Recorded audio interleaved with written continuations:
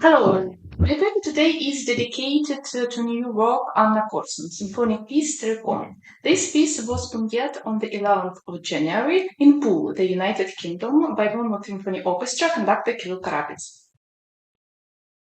Anna Korsun is a Ukrainian-German composer. Her career took off rapidly after she got a Gaudeamus International Composer Award in 2014. She became the first Ukrainian who won this competition. For 20 years of creative activity, Korsun has written several dozen works for different performers, mainly for instrumental or vocal ensembles. The main feature of the composer's work is the creation of new sound. Anna Korsun experiments with bass, timbres, instruments, and techniques of performance. From this point of view, the composer continued the sonoristic ideas initiated 100 years ago by Myroslav. Terricone, in English, this word is translated as a slag heap, is an artificial mountain formed from waste rocks that have been extracted from the ground along with coal. For many decades of the mining industry, the hundreds of slag heaps have grown in the Donetsk region in Ukraine. The composer used to live in a small mining town called Terets, formerly Dzhinsk, until she was 18.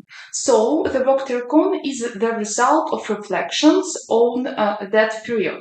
Consequently, the sound solutions of the work are predetermined by this artistic idea.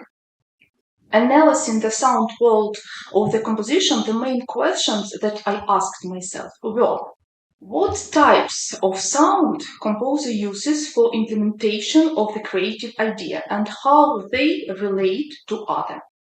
What methods does composer use for production of new sounds? And how do approach to creating a new sound initiated by the composer's practice on the last century continue to develop today? As the composer told me in a private conversation, the idea to embody slag heap and sound arose during her studying at the Munich Higher School of Music and Arts. But the implementation of this artistic idea required large instrumental staff, so it became possible only when Anna Korsun got a commission from the Bournemouth Symphony Orchestra as part of the Composer in Residence program. Writing the work on a pattern is an exceptional case in her practice. She usually names her compositions after writing music, and according to the composer, she prefers abstract titles instead of pointing to specific objects or plots. It would seem that Korsun appeals to a specific artistic object, a man-made mountain, but how can this be translated into music? Should she depict its appearance in the graphic of the score, draw a landscape, reproduce the static monumentally of the object? The graphics of the score are in general classical. The parts of most instruments are fixed in the traditional 5 lines notation. The musical material is metrically structured. At the beginning of the composition, Korsun puts 4 time signature. The metronome value is quarter equals 60. But the regularity of pulsation in some fragments is not persuaded by the ear. The reason for this is the widespread use of proportional notation, which implies that the musician chooses at what moment to perform a note based on its graphical position in the bar. Sounds of the piece Terricone can be divided into 3 groups. The first and the biggest is noise sounds that are created with the help of various additional objects, new instruments or traditional musical instrument played in unconventional way. The sounds included in the second group are produced by human voice. The third group consists of the tone sounds, which are created by natural acoustic instruments. In the work, we can also find hints of a trend towards a conceptual interpretation of silence. In the second section of the work, the composer uses the dynamic mark sounds appears from nothing and dissolve into nothing in the parts of wind and string instrument.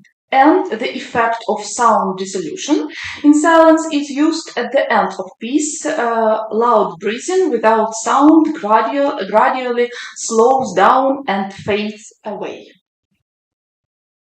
The whole is formed by the alternation of zones of dominates of either noise or tone sounds.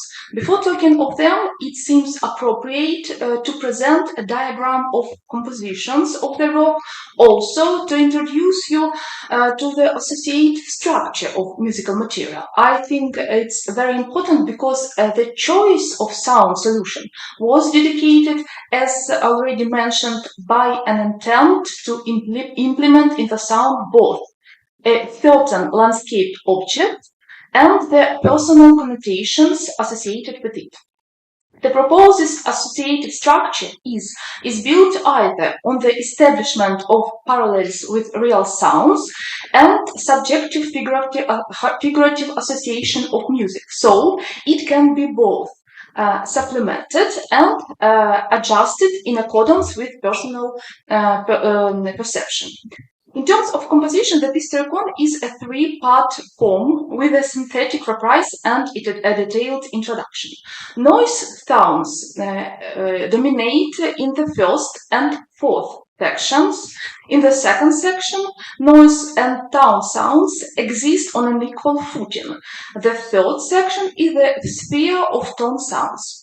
Noise sounds on the first section reproduce the soundscape of Donetsk region. As Korsun told me before composing the piece, she reminded herself of the sound symbols surrounding her at parents' house, wrote down them on a paper, and tried to find a sound equivalent for them. In fact, the composer embodied in the score the process of the region's mining industry.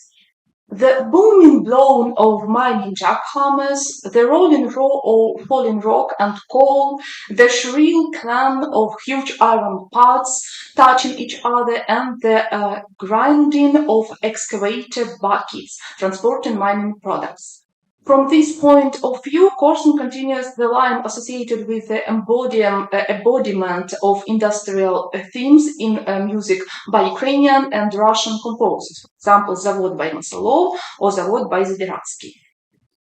If we talk about the musical means of embodying this process, Korsun uses additional objects: metal sheet, metal railway bar with hammer, two metal buckets with chains, pieces of polystyrene on which to be played by a bow, new instrument, ocean drum and lion roar, extended playing techniques on the traditional musical instruments, and human voice. For example, the harpist scratched the lowest string using a coin, flat tuning of woodwind instruments, percussionists slide a rubber ball on the tops of the tam-tam, large cone, big drum and timpani, and drew a ball on the edge of the suspended cymbal.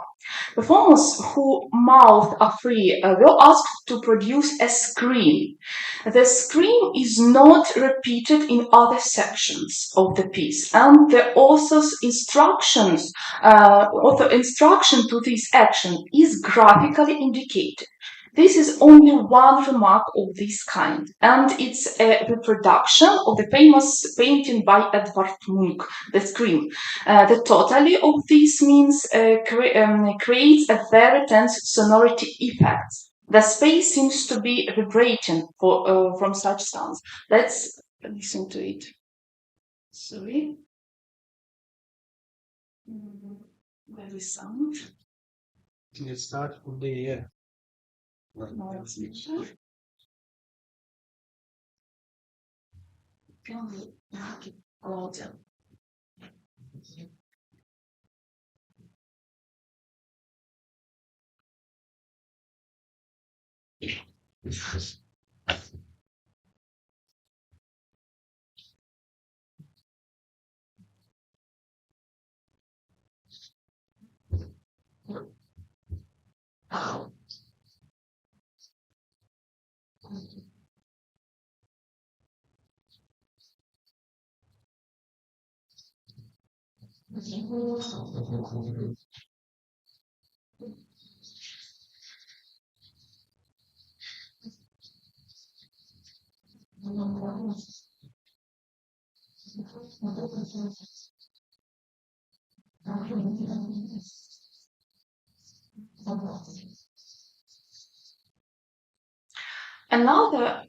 Another noise sound that we can associate with in the surrounding environment is wind. The strong and frequent winds of the steppe screeching take an active part in the life of the slack hips as a result of weathering and under the influence of a chemical reaction with oxygen. Slack hips changing their color from gray to dark pink.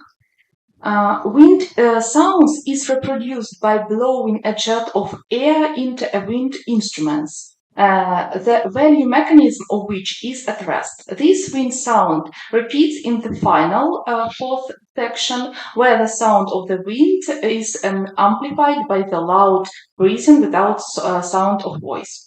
Tone sounds are present in all sections of composition. However, the intensity of this presence is different everywhere. In the first and the fourth section, their role is extremely small.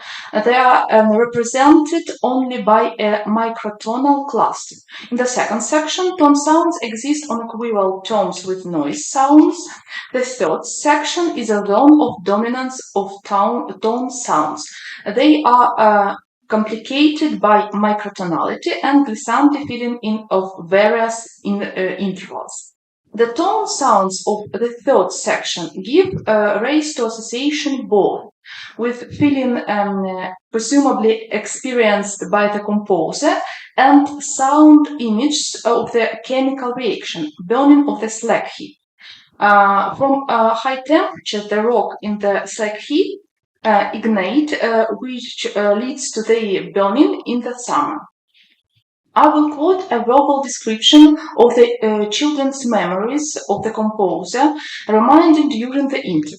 As a child, I had thought that the slack heap has been always and everywhere. And when I had entered the Tchaikovsky National Music Academy of Ukraine and had moved to Kiev, I had been very surprised that residents of other regions of Ukraine had never seen a slack heap. Even more, they had never heard a word. Slack heaps were replacing one another in the landscape outside the window of the train on the way from Terецk to the Baltseva, where the grandparents lived. A classmate died while working on the slack heap. A father, a musician, used to work for the coal mining corporation.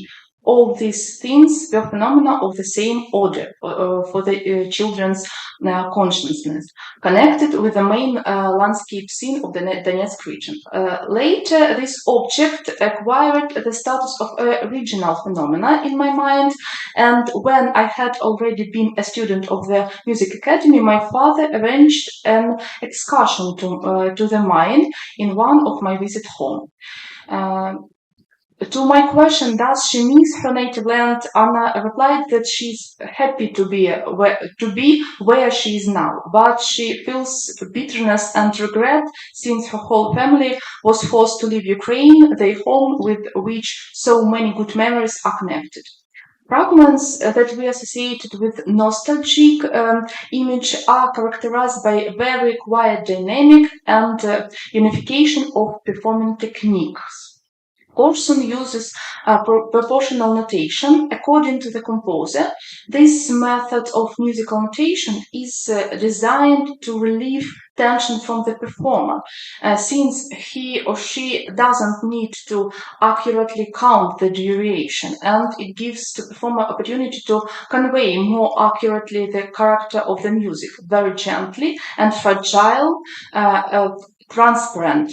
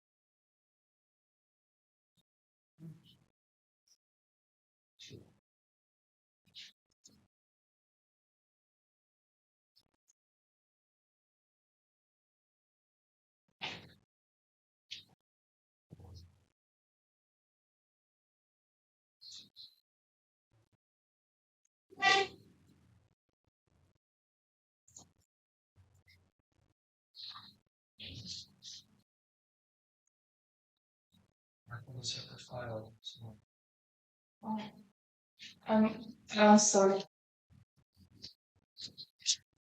I do apologize for our technical problem. Korsun uses polyphonic techniques as a main principle of the musical development. For example, in the second section, first violin begins the melodic movement, then this melody gradually passes along the orchestra voices in parallel with the expansion of the range and modifying the instrumental structure of the melody. The theme of canonical variation of strings are returned in the last section of the work. In the second section, the harmonic foundation of canonical variation in the major triad HD's piece. By the way, the same triad can be also found in the score of Unflucht and Setilissime. Let's listen to the music fragment of this section. The wind noise is the background of polyphonic variation.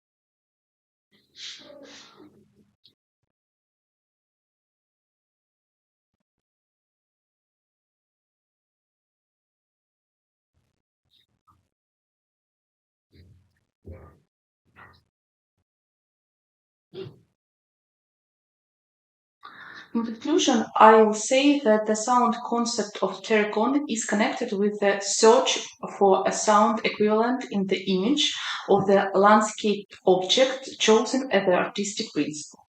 On the one hand, it has a certain specificity. On the other hand, it does not limit the creative imagination of the author.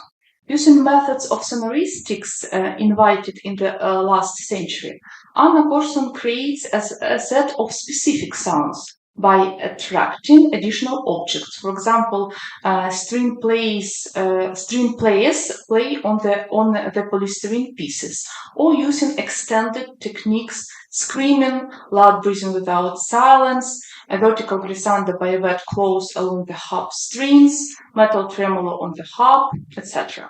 The composer continues to follow the main path of her work. She experiments with combinations of instrumental timbres and with human voice to develop contemporary compositional practice in the sphere of such new sound. Thank you for your attention.